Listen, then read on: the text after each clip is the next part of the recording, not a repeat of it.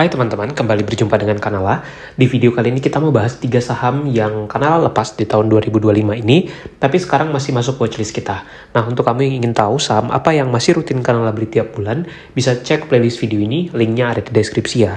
Dan untuk kamu yang mau belajar saham langsung bersama Kanala, atau ingin dapat akses ke update portofolio dan juga watchlist Kanala, serta berbagai edukasi saham lainnya, bisa join di program membership Kanala, cek detailnya di deskripsi video ini atau bisa WA ke Kanala ya. Yang pertama ada saham Era Jaya Swasembada, di mana kita sempat punya di average itu 420 dan akhirnya kita lepas di harga 560 dengan capital gain sekitar 33%. Nah, Era Jaya ini merupakan salah satu perusahaan retail besar yang ada di Indonesia, di mana mereka punya beberapa lini bisnis. Salah satunya itu adalah distribusi untuk produk handphone dan juga berbagai produk elektronik.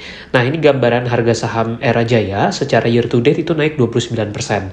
Kita pertama kali beli sahamnya itu di Januari 2025 dan waktu itu kita rutin beli hampir setiap bulan sampai akhirnya di bulan Mei itu kita melepas saham Era Jaya di harga 560-an.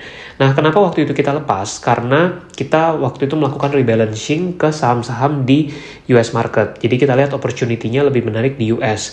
Dan saat ini price to earning ratio dari Era itu sekitar 8,7 kali dengan PBV sekitar 1 kali. Nah, jadi awalnya kita mau pegang Era ini untuk target multi-bagger, tapi melihat kinerja dan juga prospeknya yang mungkin agak berat di 2025 sehingga akhirnya kita lepas. Nah, ini gambaran kinerja kalau secara jangka panjang sebenarnya masih konsisten terus bertumbuh. Sebagai contoh di 2024, laba bersihnya mencapai 1 triliun lebih, itu naik 25% secara year on year. Tapi sayangnya di tengah pelemahan ekonomi yang terjadi, di Q1 2025 itu laba bersih Era justru drop 20% secara year on year. Kita perkirakan mungkin tahun ini laba bersihnya akan turun ke 800 atau 900 miliar. Jadi akan ada penurunan kinerja. Nah, inilah yang membuat kenapa akhirnya karena lepas dan kita putuskan untuk rebalancing ke market US. Padahal secara valuasi saham ini masih tergolong cukup wajar ya. PBV-nya sekitar 1 kali dan price earning sekitar 8 kali. Biasanya emiten-emiten retail itu banyak yang diapresiasi dengan price earning lebih dari 10 kali. Jadi kenapa ini masih masuk watchlist? Karena valuasinya masih cukup wajar dan cukup menarik. Secara dividen yield-nya pun lumayan sekitar 4%-an setahun. Jadi itu bisa dipertimbangkan sebagai salah satu saham retail yang menarik at least untuk masuk ke dalam watchlist dulu. Jadi itulah gambaran tentang Era kenapa masih masuk di watchlist kita. Intinya kita masih tetap memantau saham ini dan di distribusi handphone itu mereka market share-nya terbesar.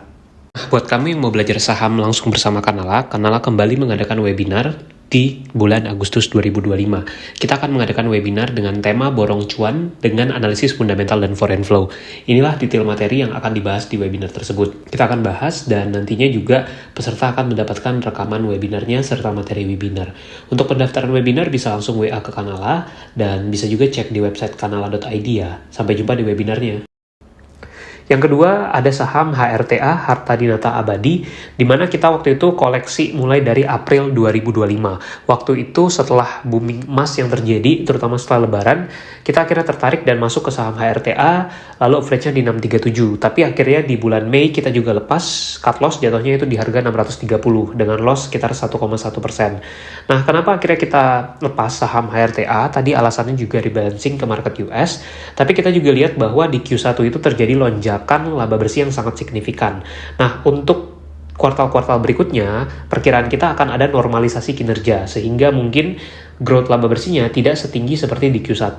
Hanya saja kalau kita lihat secara jangka panjang, HRTA ini tetap sangat menarik, karena kalau kita lihat bahkan di 2024 lalu, laba bersih mereka itu tumbuh 44,6%, di mana laba bersih mereka mencapai 442 miliar di tahun tersebut. Di 2025 ini diperkirakan laba bersihnya masih jelas akan tumbuh ya, karena seiring dengan tingginya minat masyarakat untuk berinvestasi emas atau untuk membeli emas. Nah, ini kita bisa lihat net income-nya di Q1 itu sudah hampir 150 miliar. Kalau kita setahunkan, lalu kita adjust dengan normalisasi, mungkin dia masih bisa profit sekitar 500-550 M tahun ini. Jadi masih cukup besar dan growth-nya juga masih bagus. Bahkan kalau misalkan di atas ekspektasi itu mungkin laba bersih bisa sampai 600 M. Nah, dengan market cap-nya sekitar 2,6 triliun saat ini, valuasi price earning forward-nya itu sekitar 5-5,5 kali. Jadi menurut Kanala, dengan saham growth seperti ini justru valuasinya itu masih tergolong murah. Hanya saja kita udah lepas karena tadi untuk pertimbangan capitalnya mau dialihkan ke saham-saham growth di market US. Nah, saat ini price earning-nya tadi ya sekitar 5,5 kali dan untuk price to book-nya sekitar 1,1 kali, jadi masih cukup menarik. Mungkin kalau ini PBV-nya bisa turun ke 0,7 atau 0,8 suatu saat, bisa jadi akan masuk lagi ke portofolio Canala. Jadi kita akan lihat opportunity-nya di sana. Tapi kalaupun nggak dapat ya nggak jadi masalah juga. At least kita akan tetap masukkan saham ini ke watchlist karena sudah kita research, bisnisnya kita paham, dan juga peluangnya sebenarnya sangat menarik. Yang ketiga ada saham BTPS, BTPN Syariah. Kita punya di average 1192 dan akhirnya kita lepas di 1265 dengan capital gain sekitar 6,1%. Kalau kamu nontonin video Canala di tahun 2024 sampai juga pertengahan 2025, itu kita hampir selalu rutin tiap bulan tuh average down di BTPS. Karena average awal kita tuh di harga sekitar 2000-an, tiap bulan terus kita cicil sampai akhirnya turun ke 1192. Nah, tapi akhirnya di bulan Mei, akhirnya kita lepas juga di 1265. Kenapa kita lepas? Padahal ada potensi perbaikan kinerja di tahun ini. Nah, alasannya juga karena kita mau mengalihkan capitalnya untuk ke saham-saham growth di market US. Nah, sebagai contoh di sini di Q1 2025 itu laba bersihnya BTPS naik 17,7%, di mana net income mereka menembus lebih dari 310 miliar. Kalau disetahunkan itu bisa lebih dari 1,2 T, yang mana potensi kenaikannya mungkin bisa di atas 20% secara year on year. Jadi memang kinerja BTPS itu sempat jeblok di 2024, tapi ada perbaikan kinerja dan itu yang menjadi salah satu daya tarik sahamnya. Saat video ini dibuat, itu price earningnya sekitar 9 kali dengan price to book sekitar 1,1 kali. Jadi menurut kita valuasinya masih cukup wajar, apalagi nggak banyak ya pemain-pemain bank syariah yang TBK, dan selain BRIS, BTPS ini yang paling menarik untuk dipertimbangkan juga.